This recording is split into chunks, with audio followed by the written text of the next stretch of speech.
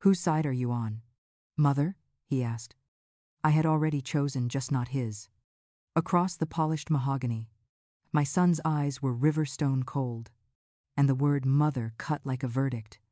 Emily sat beside me, fingers laced so tight her knuckles blanched, gaze steady, waiting. They all were. I could have told him then. I could have set the table on fire with the truth. But my choice wasn't made in this room, or under this light. It began 30 days earlier when celebration was a disguise, and the lie still smelled like success. 1 month earlier, the air in David's penthouse was filtered and still, the Austin skyline glittering beyond glass like scattered diamonds. People spoke in fun sizes, muted jazz threaded through the clink of crystal.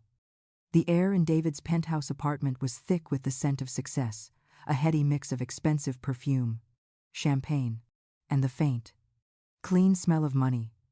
Tonight was the 10th anniversary gala for his tech company, Innovate Dynamics, and the space was filled with the soft murmur of important people saying important things.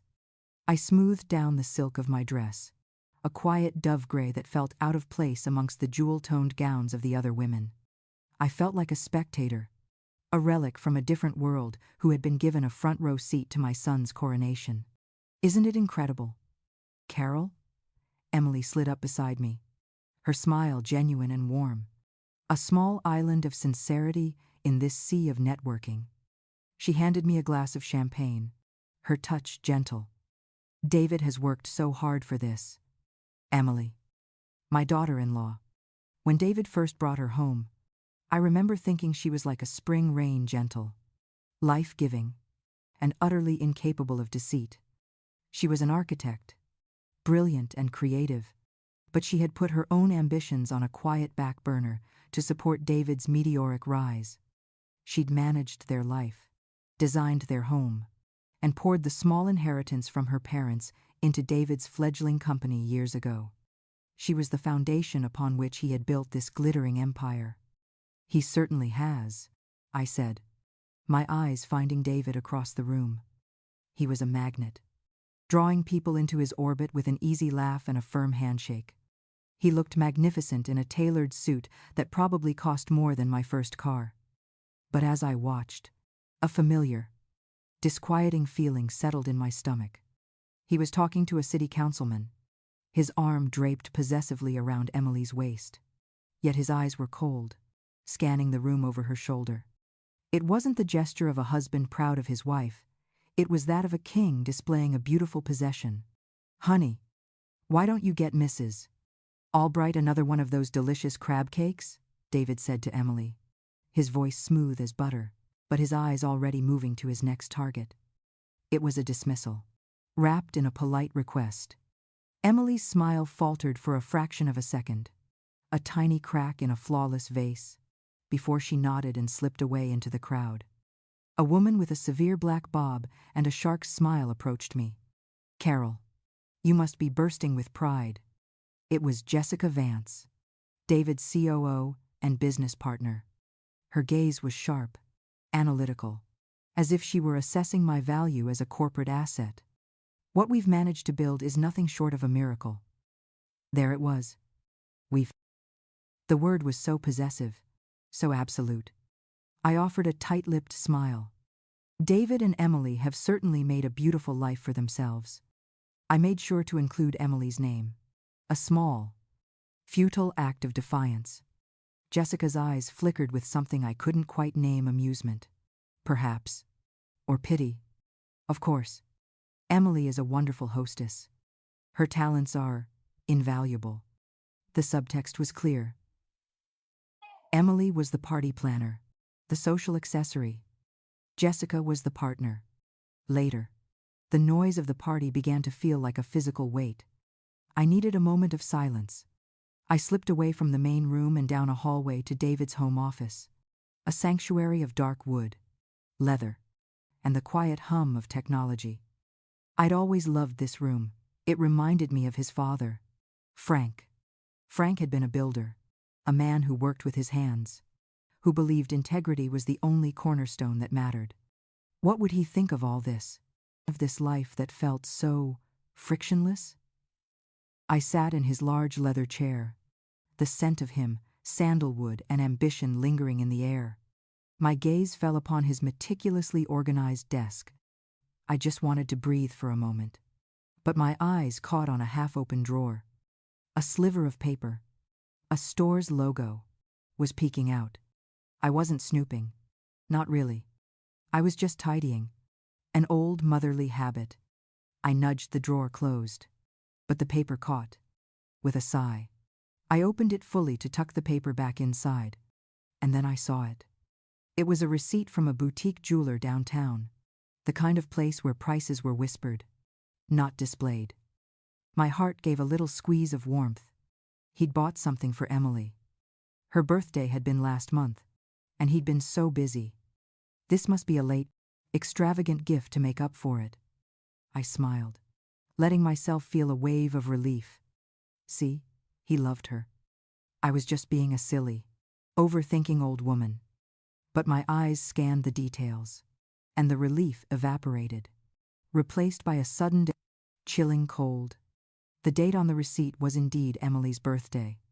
The item was a Serafina diamond necklace. I knew, for an absolute fact, that David had given Emily a new smartwatch for her birthday. I had been there when she opened it, her polite smile never quite reaching her eyes. My breath hitched. My fingers, suddenly numb, traced the elegant script. And then I saw the gift note, copied for the store's records. My blood turned to ice. For Jay. To celebrate our real partnership. The best is yet to come. Jay. Jessica. The room, which had felt like a quiet refuge moments before, now felt like a tomb. The muffled sounds of the party, the laughter, the music, the clinking glasses seemed to come from a million miles away. All I could hear was the frantic, panicked drumming of my own heart. This wasn't just a gift. A necklace this expensive wasn't a thank you to a colleague. It was a declaration. And the note, our real partnership. I carefully folded the receipt, the paper crinkling loudly in the suffocating silence, and slipped it into my clutch. My hand was shaking. I stood up and walked back towards the light and the noise, my movements stiff, robotic. As I re-entered the living room, I saw him. David was standing with Jessica, his hand resting on the small of her back, his head bent toward hers as he laughed at something she'd whispered. It was an intimate gesture, a casual claim of ownership that no one else seemed to notice. But I noticed. And in that one shattering moment, I understood that the gilded cage my son had built wasn't for his family. It was for his wife. And I was standing on the wrong side of the bars. The drive home from the party was a blur. The familiar streets of Austin, usually vibrant and alive, seemed muted and alien through the passenger window. The weight of the receipt in my clutch felt impossibly heavy, a small, folded piece of paper that had somehow rewritten my entire reality. David was cheerful, humming along to some indie band on the radio, high on his own success. Emily was quiet beside him, a beautiful, silent statue, the city lights washing over her face without leaving a trace of warmth. Every time David reached over and squeezed her hand, a gesture I once would have found loving, my stomach twisted into a tight, bitter knot.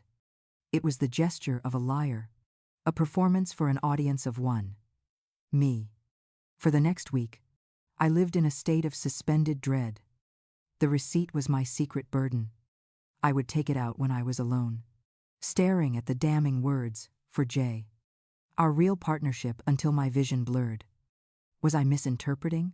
Was I a foolish, jealous mother-in-law? A cliché I had always despised? I wanted so desperately to be wrong.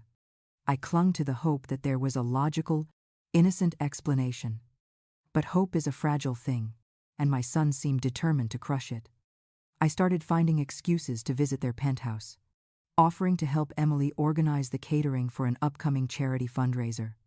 It was a plausible pretext, allowing me to be a fly on the wall of their life, watching, listening. It didn't take long to see that the chill I'd felt at the party wasn't a one-time occurrence. It was the climate they lived in. One afternoon, I was in the kitchen with Emily, sorting through floral arrangement brochures. She was more animated than I had seen her in months, her cheeks flushed with excitement. "I got a call this morning, Carol," she said, her voice a hopeful whisper. "From Miller and Associates. They're looking for a junior partner for their new sustainable design division. It's exactly what I've always wanted to do." She unfolded a blueprint on the kitchen island, a personal project she'd been tinkering with. It was a stunning design for a community library, elegant and eco-conscious. "I'm thinking of submitting this as part of my portfolio. It feels right, like it's time to be me again." The light in her eyes was dazzling.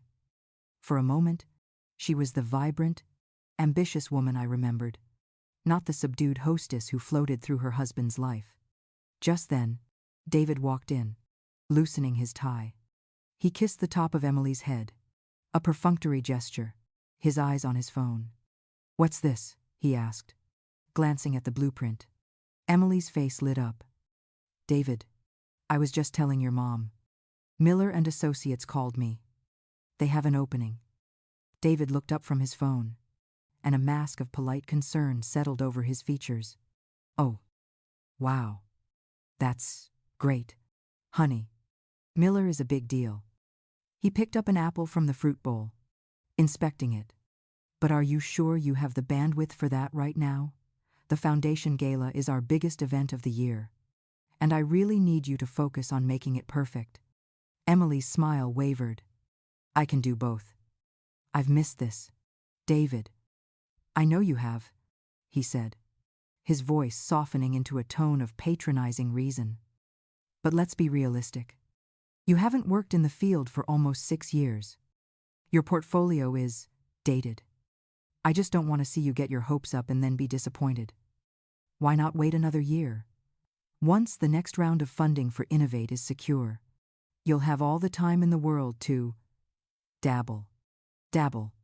The word hung in the air, a casual, devastating insult. He had reduced her passion, her entire career, to a hobby. I watched as the light in Emily's eyes flickered and died. She slowly said, silently, rolled up the blueprint. She didn't argue. She just, folding into herself as if to take up less space. David, seemingly oblivious, patted her on the shoulder. "That's my girl. We're a team, right?" He smiled at me. A perfect, charming, empty smile, and walked out of the room. My heart ached with a fury so intense it left me breathless. This was his tactic. Not outright prohibition, but the slow, methodical erosion of confidence. He was an expert at making her feel small, convincing her that her dreams were foolish and her ambitions an inconvenience. And in that moment, watching my son's casual cruelty, my mind flew back 2 decades. David was 16, all lanky limbs and a quick, clever smile.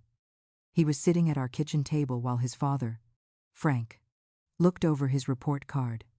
David had talked his chemistry teacher, a notoriously stern man, into letting him retake a final exam he'd nearly failed. I just explained that I was having a bad week. "Dad," David had said, shrugging with practiced nonchalance. Told him I was worried about Grandpa's health.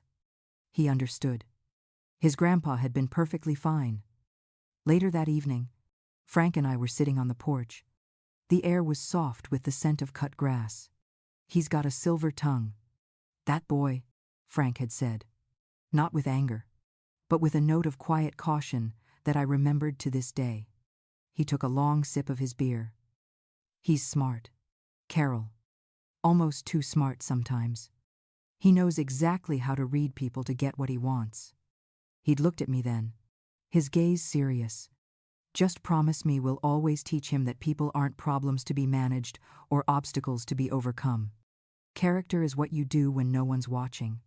My husband had been gone for 5 years now, but his words echoed in my ears with terrifying clarity. Frank had seen the seed of this man in that 16-year-old boy, and I, in my blind love, had only seen the charm. David wasn't just managing Emily, he was overcoming her. She was an obstacle to whatever future he was secretly building. The need to protect her, to honor Frank's memory, burned away my hesitation. I was done waiting and watching. I needed facts. As a former accountant, I knew that numbers never lied. People did. The following Tuesday, I put my plan into action. I knew David and Emily had a lunch meeting with their estate planner. I offered to stay at the penthouse to let in the window cleaners, a mundane chore they were happy to offload. The moment the door clicked shut behind them, I went straight to the office. My heart hammered against my ribs. A frantic bird trapped in a cage. This felt like a betrayal, a violation of my son's trust. But a deeper instinct told me the trust had already been broken, and I was merely looking at the pieces. Years ago, Emily had given me the password to their household financial software, just in case of an emergency. I suppose this qualified. My hands trembled slightly as I typed it in. The screen lit up with a dashboard of their life in numbers: mortgages, investment portfolios, credit card statements. It was all meticulously organized. Emily's handiwork, no doubt. I started where my suspicion began: Innovate Dynamics. I looked through the company's expense reports and payment ledgers, which David foolishly linked to their personal account. At first, everything seemed normal: salaries, server costs, marketing expenses. But then I saw it. A recurring monthly payment, listed as a strategic consulting fee, for $50,000. The recipient was a company I had never heard of, Vance Holdings, LLC. My breath caught in my throat. Vance. It couldn't be a coincidence. With shaking fingers, I opened a new browser tab and searched for the company. The Texas State Incorporation records popped up instantly. Vance Holdings, LLC, had been formed 6 months ago. The sole registered agent and director, Jessica R. Vance. A wave of nausea washed over me. This was it. This was the mechanism. But it got worse. I navigated to their joint investment accounts, the largest of which I knew contained what was left of Emily's inheritance. 3 months ago, there was a massive withdrawal of $500,000. The transaction note read, Capital Injection, Innovate Dynamics Series B. I clicked back to the Innovate Dynamics payment ledger. 1 week after that $500,000 injection, there was an outgoing wire transfer. The amount, $450,000. The recipient, Vance Holdings, LLC. The note, Initial seed funding, Project Nightingale. I leaned back in the expensive leather chair, the room spinning. The pieces clicked into place with the cold, horrifying finality of a coffin lid shutting. My son had taken his wife's inheritance, funneled it through his company, and then transferred nearly all of it to a secret shell company owned by his mistress to fund a new venture. It wasn't just an affair. This was a conspiracy. It was grand larceny disguised as a business transaction. He was systematically gutting their shared life, stealing Emily's past to build a future with someone else. Frank's words came back to me. No longer a memory, but a prophecy fulfilled. Character is what you do when no one's watching. And I, his mother, was the only one who was. I stared at the glowing screen, at the neat columns of numbers that spelled out a betrayal so profound, so clinically cruel, that it took my breath away. The question was no longer what my son was doing. The question was, what was I going to do about it? The distant sound of a window being squeegeed clean jolted me back to the present. I was still sitting in David's leather chair, the glow of the monitor painting a sickly light on my face. My blood ran cold. I had to cover my tracks.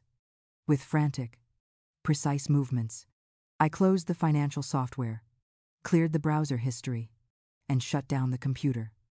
I stood up, my legs unsteady, and surveyed the office. Everything was exactly as I had found it. Immaculate. Deceptive.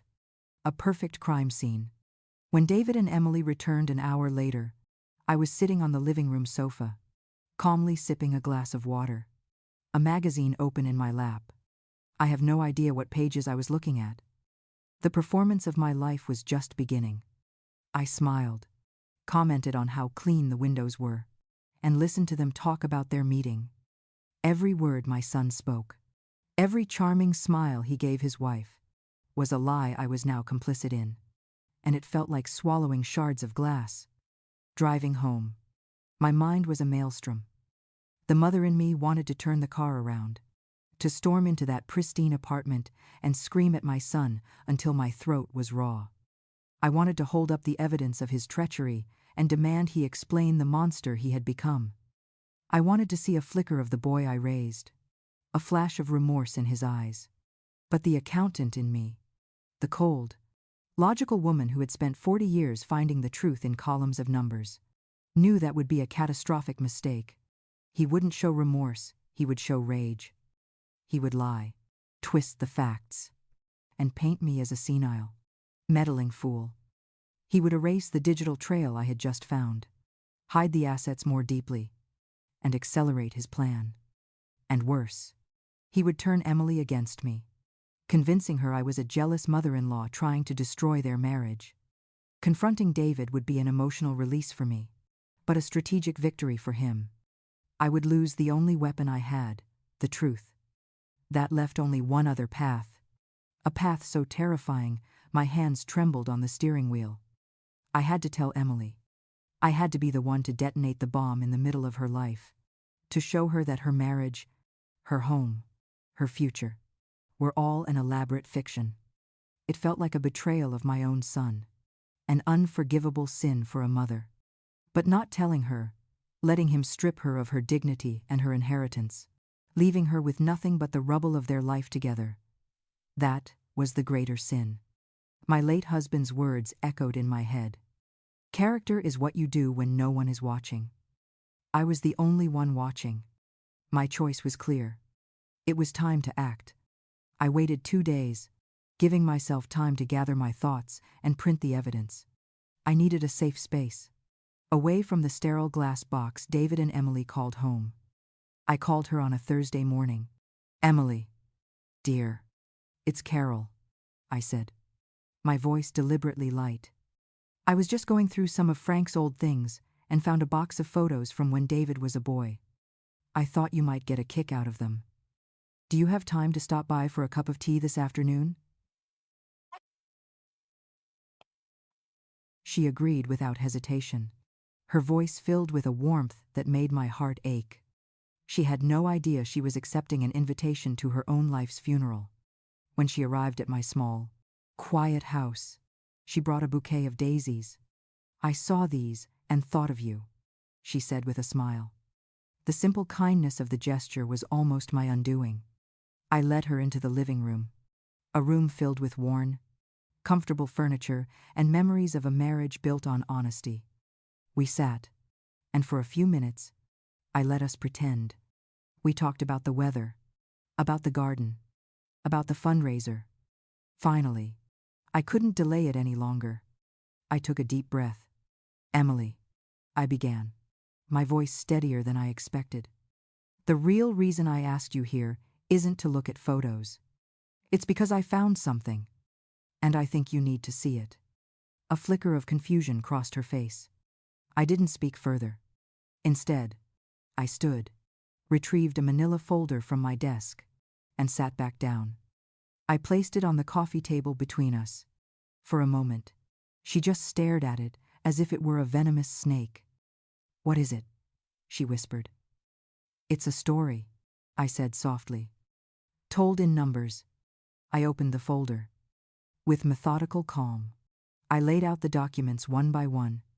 I started with the printout of the Vance Holdings, LLC registration, with Jessica's name listed as the sole director. Then, I showed her the bank statement from their joint investment account, the $500,000 withdrawal highlighted in yellow. Next came the Innovate Dynamics ledger, showing that money coming in, and then the nearly identical amount going out, to the shell company. Emily stared at the papers, her brow furrowed. I could see the architect in her trying to make sense of the structure, trying to find the logic. "It must be a business expense," she murmured. more to herself than to me. Some kind of investment vehicle. David is always creating new corporate structures. She was building a wall of denial, brick by logical brick. I knew I had to knock it down. My hand trembled as I reached into the folder and pulled out the last piece of evidence. The jewelry store receipt. I placed it on top of the financial statements. She read it. Her eyes scanned the date, her birthday. They scanned the item, the Serafina diamond necklace. And then they scanned the note. For Jay. To celebrate our real partnership. The best is yet to come. I watched as the meaning of every document she'd just seen slammed into her. The blood drained from her face, leaving her skin as white and fragile as parchment. The polite confusion in her eyes curdled into dawning horror. All the little things, David's dismissiveness, his coldness, his sabotage of her career, the smartwatch he'd given her with such a performative flourish, they all rushed into the vacuum of this new, terrible truth. She made a small sound in the back of her throat, a choked, wounded gasp.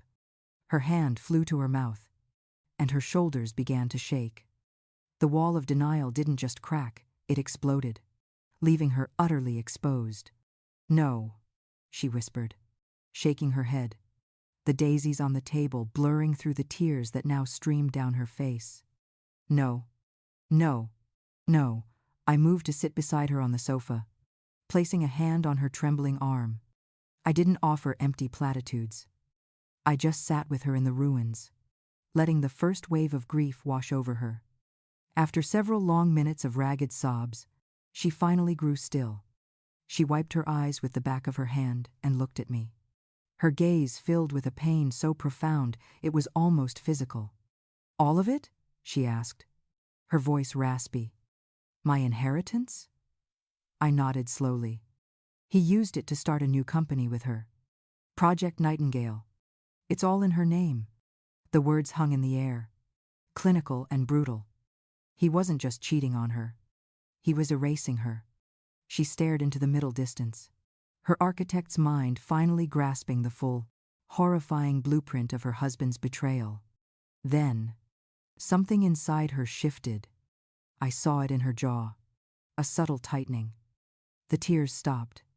The raw grief began to cool, hardening into something else. Something solid, something that looked terrifyingly like resolve. He is going to leave me, she said. It wasn't a question. He'll wait until the new company is secure, and then he'll file for divorce and leave me with a mountain of debt and a worthless stake in Innovate Dynamics. She had dissected his plan with stunning, heartbreaking clarity. Yes, I said. That is his plan. I took her hand. It was cold as ice, but it didn't tremble. Emily, I love my son, but the man who did this, he is not the boy I raised. I will not stand by and watch him destroy you. He thinks he's smarter than everyone. He thinks we are just emotional, irrational women. He is underestimating us. I looked her directly in the eyes. So, we have a choice. We can cry, and we can let him win. Or we can fight. We can take everything he has built on your money and your sacrifices, and we can tear it down to the foundation. Emily looked down at the papers spread across the table, at the evidence of her husband's calculated demolition of her life. She reached out and touched the receipt, her fingertip tracing the letter J. When she looked back up at me, her eyes were red-rimmed and swollen, but they were blazing with a fire I had never seen before. The gentle spring rain had become a blizzard. He thinks I'm a decoration, she said, her voice low and steady. He thinks you are a sentimental old woman who will forgive him for anything. She took a deep, shuddering breath and straightened her back. He has absolutely no idea who we are. The teacup sat empty on my coffee table, silent witnesses to the pact we had just made. The grief in the room hadn't vanished, but it had crystallized into something sharp and clear. Purpose. For the first time, Emily wasn't looking at me as a mother-in-law, a remnant of the family that had just betrayed her. She was looking at me as a partner. The architect and the accountant. One knew how to build structures. The other knew how to find the rot in their foundations. Okay, Emily said, her voice still hoarse but now laced with steel. Okay. So what's our first move? Our first move, I said, leaning forward, is to establish the rules of engagement. Rule number 1, no emotional reactions. Not in front of him. Not ever. From this moment on, every tear, every sad smile, every sigh of despair is a calculated performance. Your grief is now a weapon, Emily. It is the camouflage that will allow us to move undetected. Rule number 2 was just as important. We needed professionals. My accounting skills could find the trail, but we needed someone who could turn that trail into a legal battering ram. The next morning, I made a call to a woman whose name was only ever spoken in hushed, irreverent tones in my old financial circles. Catherine Barlow, or Cat, as she was known, was the most feared divorce attorney in Texas. She didn't handle separations. She oversaw corporate dissolutions that just happened to involve a marriage license. We met her in a discreet, wood-paneled office that smelled of old books and victory. Cat Barlow was a woman in her 50s, with piercing blue eyes and an aura of absolute, unflappable control. We didn't come to her with a tearful story. We came with a file.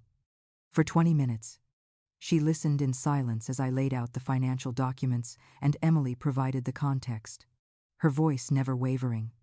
When we were finished, Cat leaned back in her chair, a slow, appreciative smile spreading across her face. Well, she said, most of my clients come in here with a box of tissues. You've come in with a declaration of war. She tapped the file. This is excellent. But it's not enough.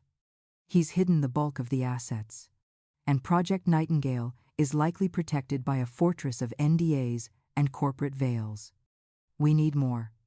She slid a business card across the table. Markham Investigations. He's the best forensic accountant in the state. He finds things people don't even know they've lost. Hire him. In the meantime, she fixed her gaze on Emily. Your job is the hardest one of all. You go home, and you become the woman your husband expects you to be, broken. That night, I coached Emily. We sat in my living room, and I watched as she practiced. She slumped her shoulders, let the light drain from her eyes, and practiced speaking in a voice that was soft and hesitant. It was a chilling transformation. He'll see your sadness as a sign of his victory, I told her, my heart aching for the ordeal I was putting her through. His ego won't let him believe it's anything other than your weakness. That is our greatest advantage. While Emily became a ghost in her own home, I took on my own role, the concerned, doting mother. I invited David to lunch the following week at a quiet, old-fashioned restaurant he hated, a place that threw him off balance and put me in control. He was smug, confident. Mom, you look great, he said, kissing my cheek. But you don't need to worry about us. Emily's just in a bit of a slump. She'll bounce back. She always does. I wrung my hands, a perfect picture of maternal anxiety. Oh, I know, dear. It's just, it breaks my heart to see her so fragile, and with you under so much pressure at work. I let my voice trail off, planting the first seed. I then leaned in conspiratorially. David, your father, God rest his soul, always said that the most dangerous time for a business is during a period of rapid, aggressive expansion. He stiffened slightly. What are you getting at? Mom? It's just, Jessica, I said, feigning reluctance. She is a brilliant, brilliant woman. A real shark. But sharks have to keep moving, don't they? I just worry that she might be taking risks with this new venture, with your money, that you wouldn't approve of. An ambitious woman like that, you just have to be absolutely certain she's protecting your interests above all else. I saw a flicker of something in his eyes, not suspicion of me, but of her. I had bypassed his defenses entirely. I hadn't attacked his plan or his affair.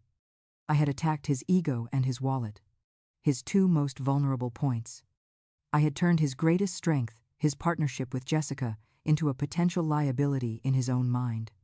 He spent the rest of the lunch reassuring me, and by extension, himself, that he was the one in complete control. I knew, from that moment on, he'd be watching Jessica not as a partner, but as a potential rival. The first crack in their alliance had been made. Meanwhile, Emily was playing her part to perfection. Under the guise of a deep depression, she spent her days organizing, going through old files and boxes in the office. David saw it as pathetic nesting, an attempt to control the one small thing she had left. He had no idea she was methodically scanning years of financial statements, partnership agreements, and private emails onto an encrypted hard drive the size of a thumbnail. One evening, my phone buzzed. It was a text from Emily. "He's on a conference call. I have 1 hour." I pictured her in that silent, cold office, the only sound the quiet whir of the scanner. I imagined her heart pounding with every footstep she heard in the hallway. She was downloading the entire contents of his laptop's hard drive. A process, Markham, our new forensic accountant, had assured her was essential. It was the highest risk, a highest reward part of our plan. My hands were slick with sweat just thinking about it. An hour later, a second text came through. "Done." "I feel sick," I replied instantly. "You were brave. Now go be sad. He'll be home soon." 2 weeks later, we were back in Kat Barlow's office. Between my manipulation, Emily's intel, and Markham's forensic genius, we had assembled a portrait of David's treachery that was breathtaking in its scope. Markham had untangled the web of shell corporations and discovered that Project Nightingale was a holding company for a series of aggressive real estate investments in a new tech corridor, all funded by Emily's money. But there was one final document, the kill shot. Markham had found it buried in a temporary file on David's laptop. It was a draft of a personal memo, from Jessica to her own lawyer. In it, she outlined a strategy to structure the final Nightingale contracts in a way that would give her majority control, effectively squeezing David into a minority partnership position within 2 years. She was planning on betraying him, just as he had betrayed Emily. Kat Barlow spread the new evidence across her conference table. She looked at us, her expression a mixture of professional admiration and grim respect. "He took her money to build an empire with his mistress," she said, her voice a low, dangerous hum. "And his mistress is planning to steal that empire right out from under him. It's poetry." She leaned forward, folding her hands on the table. The glint in her eye was sharp enough to cut glass. "Well, ladies," she said, "you have everything you need to utterly ruin him. The only question is, what's the perfect venue to light the fuse?" The perfect venue to light the fuse, as Kat Barlow had called it, was my son's own dining table. It was Emily's idea. "He's built his kingdom in this penthouse," she'd said, her voice devoid of its old warmth. "I want to be the one to burn it down, and I want him sitting at the head of the table when I do it." And so, the trap was set. Emily invited David and Jessica over for an intimate dinner party. The stated reason was to clear the air and make an effort, a suggestion David found both pathetic and convenient. I was invited to play the part of the fragile, peacemaking matriarch. The penthouse was immaculate, as always. Soft lighting glinted off the polished surfaces, and the scent of roasted rosemary and garlic hung in the air.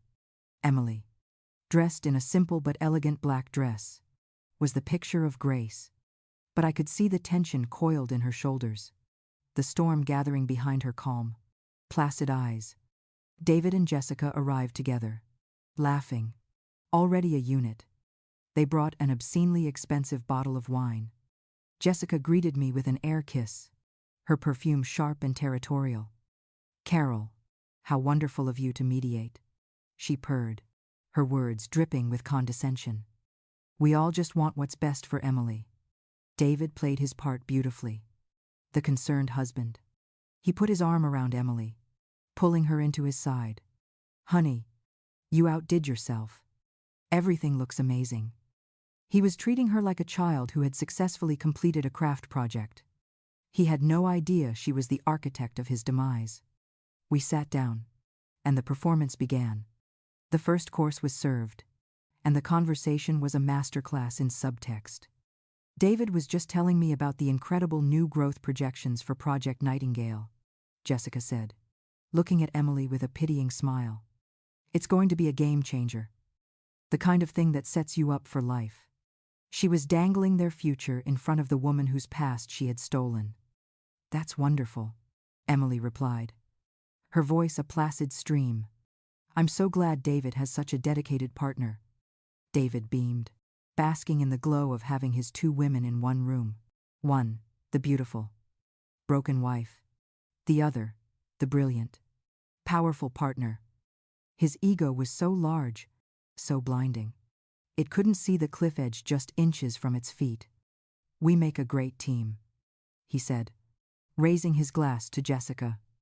To the future. I played my role, looking from my son to his wife with a worried frown. I just want to see you both happy, I murmured, which was, in its own way, the absolute truth. The main course was served a perfectly cooked beef tenderloin. As Emily placed the platter on the table, I saw her hands were perfectly steady. The time had come. She sat down, picked up her wine glass, and took a slow, deliberate sip. She didn't look at David. She looked directly at Jessica. Jessica, Emily began, her voice cutting through the polite chatter with the clean, sharp sound of a scalpel. You mentioned Project Nightingale's projections. I was looking over the preliminary budgets myself. The numbers are fascinating. A stunned silence fell over the table. David and Jessica exchanged a panicked, fleeting glance. David forced a laugh, a harsh, ugly sound.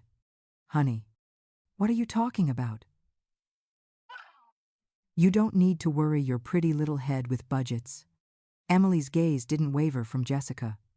Oh, but I do, she continued, her voice chillingly calm. Especially when the seed funding for those budgets comes from my inheritance. Tell me, Jessica, is a $450,000 transfer from Innovate Dynamics to Vance Holdings, LLC, considered a standard consulting fee in your world? Jessica's face went pale. The name of her shell corporation, spoken aloud in this dining room, was a grenade that had just had its pin pulled. That's a confidential business arrangement, she stammered, her composure finally cracking. I'm sure it is, Emily said. It would have to be, wouldn't it? It's so much cleaner than just writing theft on the wire transfer. She then turned her cool, assessing gaze to her husband. It was clever. David, using my parents' money to fund the life you were planning with your mistress. Very efficient. The word mistress hung in the air, ugly and undeniable. But Emily wasn't finished. She reached down beside her chair and placed a slim leather folder on the table. And, of course, she said, her voice dropping to a near whisper, a new partnership has to be sealed. Not with a contract. Not at first. But with a promise. She looked back at Jessica, a flicker of something almost like pity in her eyes. He told you that you were his real partner, didn't he? When he gave you the Serafina diamond necklace? Jessica looked as if she'd been struck. David finally found his voice, and it was pure venom. What have you been doing? He hissed, his face a mask of disbelief and rage. Emily gave him a small, cold smile. My due diligence. She folded her hands on the table. Which is why, as of 4 o'clock this afternoon, I filed an emergency petition with the court. A judge has granted a temporary freeze on all our joint marital assets, including the primary operating accounts of Innovate Dynamics. The color drained from David's face. You what? And I took the liberty of forwarding some of my discoveries to the other investors in your Series B funding round, Emily continued, her voice as level as a surgeon's. I believe the term I used was potential gross breach of fiduciary duty. You should expect their calls in the morning. Checkmate. The charm, the charisma, the entire carefully constructed facade of my son, shattered into a million pieces. He shot to his feet, his chair scraping violently against the floor. His face was twisted into a snarl of pure, narcissistic fury I had never seen before. "You!" he screamed at Emily, his voice cracking. "You stupid little girl, who do you think you are? I gave you everything. This house, this life. You were a nobody when I met you." Jessica, ever the shark, was already in self-preservation mode. "Don't you dare drag me into this. David," she spat. "This is your disastrous personal life spilling over." "My personal life?" David rounded on her, his rage now redirected. "You were the one who structured the deal. You were the one who set up the accounts. And you were the one who was supposed to manage your wife. It was beautiful, in a horrifying way. The two of them, tearing each other apart before my eyes. But Emily had saved one last missile. She calmly reached into the folder again and slid a single sheet of paper across the table toward David. "Manage me? Or were you the one being managed?" David looked down. It was a copy of Jessica's memo to her lawyer, the one detailing her plan to squeeze him out of Project Nightingale. He read it, his face turning a mottled shade of red and white. He looked up at Jessica, the betrayal in his eyes now absolute. He had been played. By everyone. Jessica stood up, grabbing her purse. "I'm done here," she said, and stormed out of the apartment without a backward glance. David was left standing in the middle of the dining room, a king surveying the smoking ruins of his kingdom. The air was thick with the smell of expensive food nobody would eat. He was panting, cornered, his empire and his future gone in the space of a 10-minute conversation. His wild, panicked gaze finally landed on me. I had remained silent through the entire exchange, a quiet observer at the execution. As he looked at me, a new, dawning horror spread across his features. The final piece of the puzzle clicked into place in his mind. This wasn't just Emily's work. The strategy, the precision, the financial acumen, it was all too familiar. He took a step toward me, his voice a low, guttural snarl that barely sounded human. "You," he whispered, pointing a trembling finger at me. "This was you." The wreckage of the dinner party lay around us. A toppled wine glass bled red onto the white linen tablecloth, like a fatal wound. Jessica was gone. David stood panting in the center of the room, his fists clenched, his face a ruin of fury and disbelief. But his eyes were fixed on me, and in them, I saw the dawning, horrifying realization that the architect of his downfall was not the woman he married, but the woman who gave birth to him. "The forensic accountant," he whispered, the words tumbling out as he connected the dots. "The legal strategy. Kat Barlow. She's too smart for that. Too methodical." His gaze hardened into something akin to pure hatred. "This was you. All of it. Emily." A silent, steely presence at my side. Didn't even flinch. I, however, met my son's gaze without wavering. There was no point in denying it. The time for secrets was over. "She was smart enough to survive you," I said, my voice quiet but carrying across the silent room. "I just gave her the tools your father and I should have given you. A sense of consequence." The word father was the spark that lit the inferno. He lunged forward, not physically, but with a torrent of words so cruel, so venomous. They felt like physical blows. "How could you?" he roared, his voice echoing in the vast, empty space.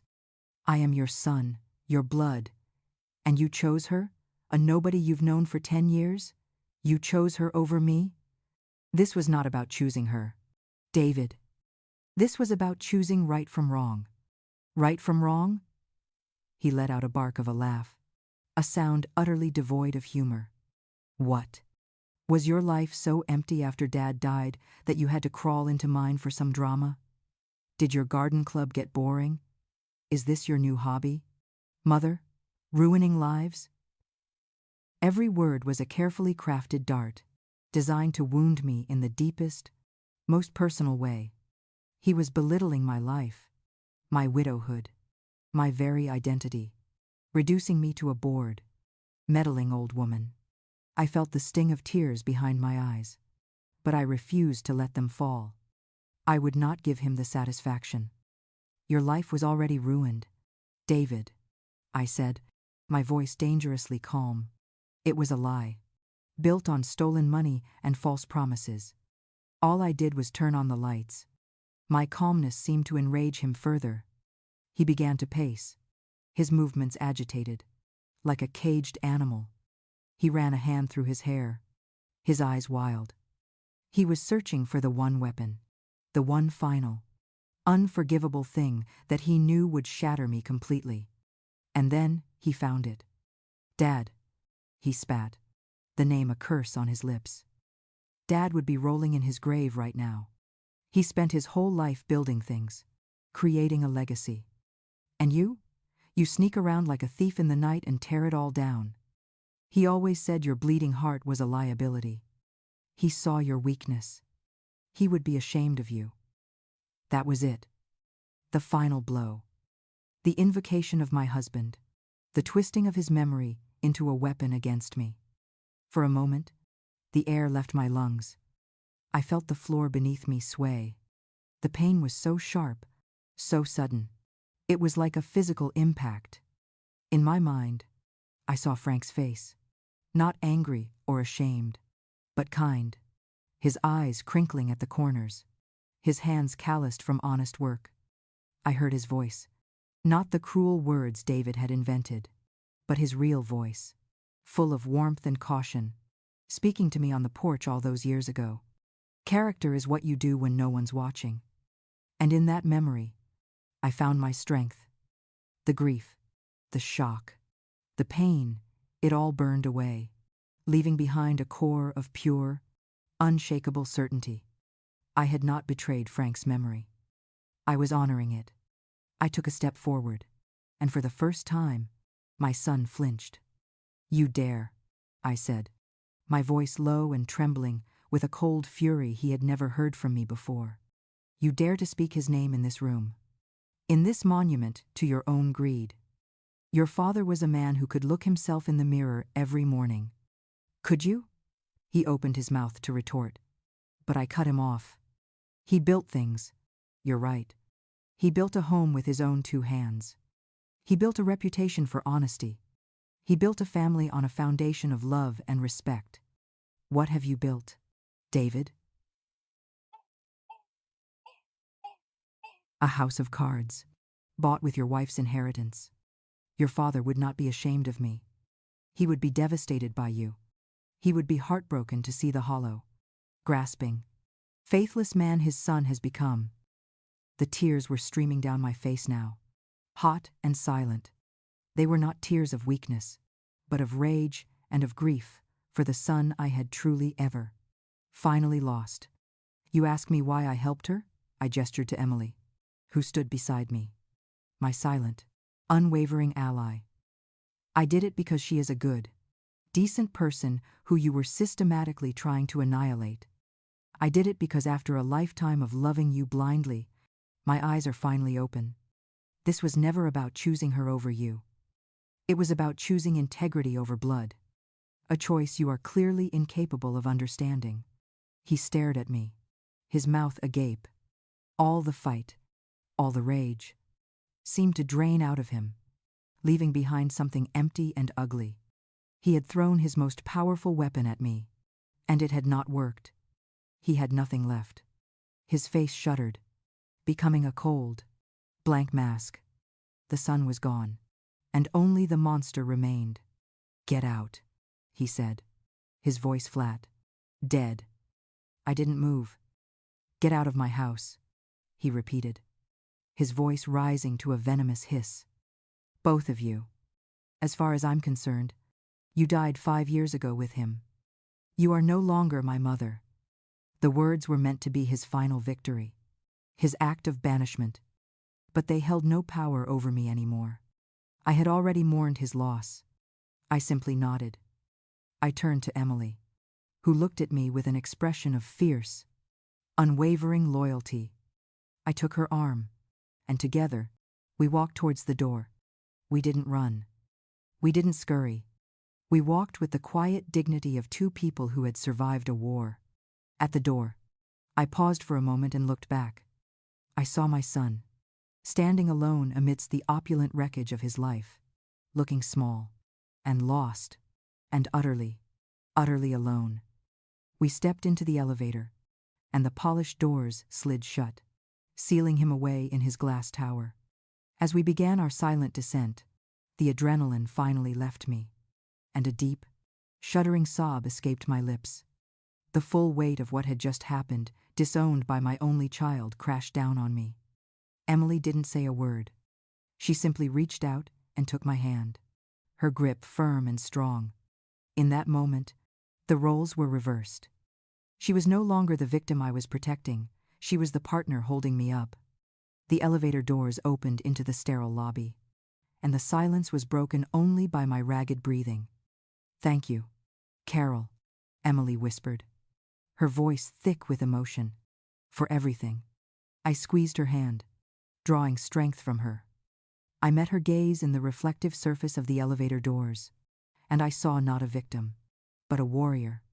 I straightened my back, my resolve hardening once more. "He said I tear things down," I said, my voice shaky but clear. "He's right. Now, let's go tear down the rest of it." The days that followed the dinner party were a blur of calculated dinner party, strategic moves. The emotional war had been won in the wreckage of that dining room. Now, the financial war would be waged in the sterile, quiet battleground of Cat Barlow's conference room. The grief that had fueled our initial alliance had been replaced by a cold, hard resolve. We were no longer victims seeking solace. We were shareholders executing a hostile takeover of a life that had been stolen from us. David, predictably, had hired the most expensive, notoriously aggressive lawyer in Austin, a man named Peterson who was known for crushing opponents through intimidation and endless litigation. But for the first time in his life, my son was not negotiating from a position of power.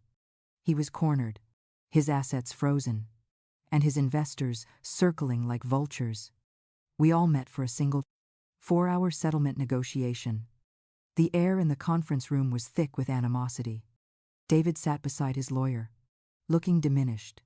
The arrogant charm was gone, replaced by a sullen, resentful glare. He refused to look at me, but his eyes kept flicking to Emily, a mixture of hatred and disbelief in his gaze, as if he still couldn't comprehend how the decorative object in his life had developed a spine of steel. Peterson began with bluster. He made a lowball offer Emily could keep the condo they owned before the penthouse, plus a laughable alimony sum for 2 years. "My client is prepared to be generous," he said, his voice a smooth, condescending drone. Despite Mrs. Mile Thompson's emotional and impulsive actions which have caused significant harm to his business. Cat Barlow let the silence hang in the air for a moment before giving a small, light, predatory smile. She didn't raise her voice. She didn't need to. "Mr.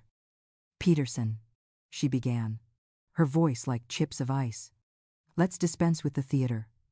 We are not here to discuss alimony. We are here to discuss the division of assets stemming from a clear case of fraudulent conveyance and breach of fiduciary duty. Generosity does not apply," she proceeded, with the dispassionate precision of a surgeon, "to lay out our case." She presented the evidence of the Shell Corporation, the documented transfer of Emily's inheritance, and the sworn affidavits from Innovate Dynamics investors who were now launching their own internal investigation based on Emily's tip-off. Peterson's condescending smile began to falter. "These are business dealings, Ms. Barlow. Complicated, perhaps, but entirely separate from the marital estate." "Are they?" Kat countered, raising an eyebrow. Because this document, she slid a copy of the Innovate Dynamics Incorporation papers across the table, lists the initial seed money as a joint investment from the marital estate. And this document, another paper followed, is a loan agreement against their primary residence, co-signed by my client. The funds from which were used for your client's Series A funding. She had him. Every pillar of David's empire had been built using the foundation of his marriage to Emily. Legally. She didn't just have a claim to it, she owned half of it. David was turning a pasty white. He whispered furiously to his lawyer, who was now looking visibly shaken. Peterson cleared his throat, ready to argue, to stall, to threaten a years-long court battle. And that's when Kat played our final card. Of course, she said, her voice dropping conspiratorially. We could argue about this for months. Or, we could talk about Project Nightingale. She paused, letting the name settle in the room. We could discuss your client's partner, Ms. Vance, and her unique business strategies. She slid the final document across the table. It was Jessica's memo to her own lawyer, detailing her plan to systematically squeeze David out of his own secret company. It seems your client wasn't just defrauding his wife, Kat said. Her eyes fixed on Peterson, but her words aimed at David. He was being defrauded himself. The entire venture is a house of cards, built on mutual deceit. Now, I can only imagine how a judge would react to this. Or, for that matter, the district attorney's office. Fraud, embezzlement, conspiracy. It all gets so messy, doesn't it? That was the kill shot. I watched my son read the memo, and the last vestiges of his composure crumbled. He wasn't just losing his wife and his mother. He was realizing his brilliant partner, the woman for whom he had risked everything. They had been playing him for a fool from the very beginning. He had been a mark, a pawn in a game he thought he was controlling. A strangled, guttural sound escaped his throat. He shot to his feet, pointing a shaking finger at me. You did this! You poisoned everyone against me! Peterson grabbed his arm. David, sit down. But it was too late. He had revealed himself for what he was, not a titan of industry, but a petulant, cornered boy. Kat Barlow simply watched him, her expression unreadable. The negotiation was over. Now, it was just a surrender. The terms were brutal and absolute. Emily received 60% of all assets, including a controlling interest in David's shares of Innovate Dynamics.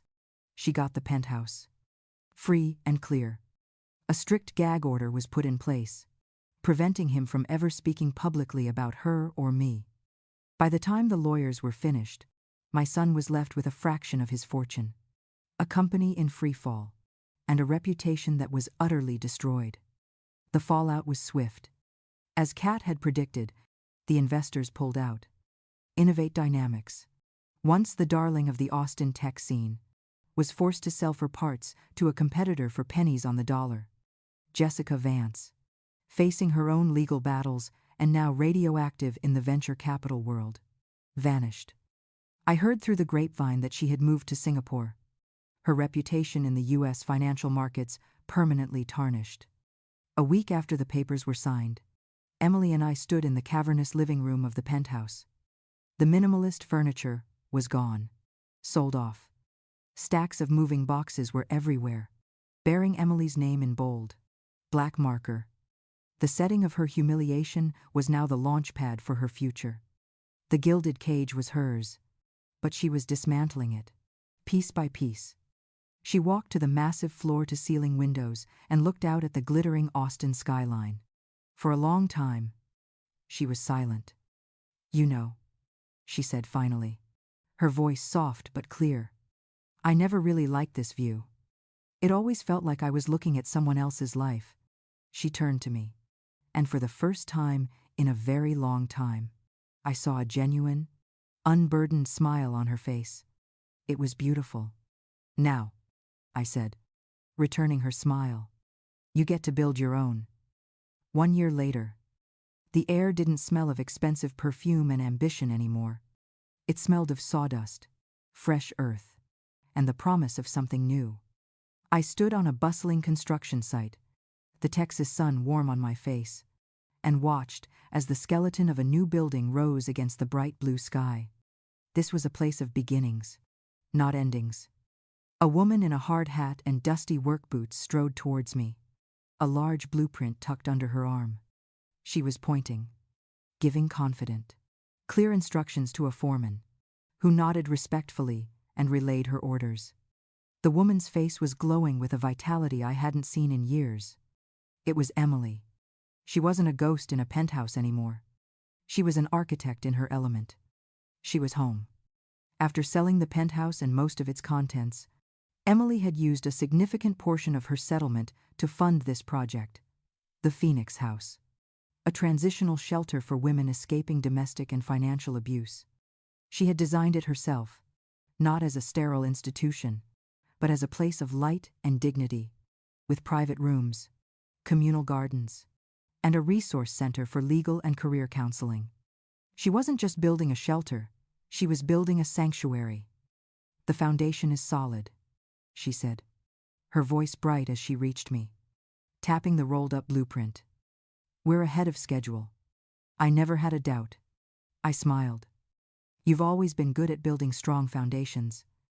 We stood side by side, watching the flurry of activity. Our relationship had been rebuilt from the ground up, too. The formal titles of mother-in-law and daughter-in-law had been discarded, leaving behind something stronger, more honest. We were friends, partners, survivors. We were family, chosen in the crucible of betrayal. I was the head of the shelter's board of directors, my accounting skills once again being used to build, not to uncover destruction. "Have you heard from him?" Emily asked quietly, her eyes still on the rising structure. It was the first time she'd mentioned David in months. "Not a word," I replied. "After he was forced to sell the company, I heard he moved to the East Coast to live with his aunt. Trying for a fresh start, I suppose. But we both knew you couldn't run from a character flaw. His hollowness would follow him wherever he went." We didn't speak of him again. He was a ghost from a different life, and we were no longer haunted. "Do you ever regret it, Carol?" Emily asked, turning to me. "What you lost?" I thought of my son, of the raw, agonizing moment he had disowned me. The scar was still there, a dull ache that surfaced on quiet nights. But it no longer had the power to break me. "I don't regret choosing what was right," I said honestly. "I only regret that it took me so long to see who my son had truly become." I looked at her, at the strong, vibrant woman she was now. "And I don't feel like I lost a son. I feel like I gained a daughter." Her eyes welled up, and she squeezed my hand. Later, we sat at a makeshift table in the construction office. The newly finished blueprints for the shelter's second phase spread out between us. Emily traced the lines of a communal kitchen with her finger, her face full of passion. "My late husband, Frank, had always said that you build a family with trust and integrity, not just with blood. He believed the strongest structures were the ones built with honest materials." Looking at Emily, at the good she was creating from the rubble of her past, I knew he would have been immensely proud of her. Proud of us both. I once thought my story was over. I was a widow, then the mother of a successful son, expecting to fade quietly into the background of a life someone else had built. But I learned that a foundation can always be poured anew. The betrayal that was meant to destroy us became the very thing that set us free. We tore down a house built on lies and, in its place, we were building a home founded on hope. My name is Carol, and I am 66 years old. I've learned that sometimes the family you choose is stronger than the family you are given. And I've learned that true strength isn't about never falling, it's about having the courage to get back up and build something better in the broken places. What would you have done in my place? Have you ever had to choose between loyalty to your blood and loyalty to your principles? I would be fascinated to hear your story in the comments below. If my journey resonated with you, please like this video and subscribe to the channel for more stories about the triumphs and trials of life. Thank you for listening. I wish you all peace and strength on your own journeys.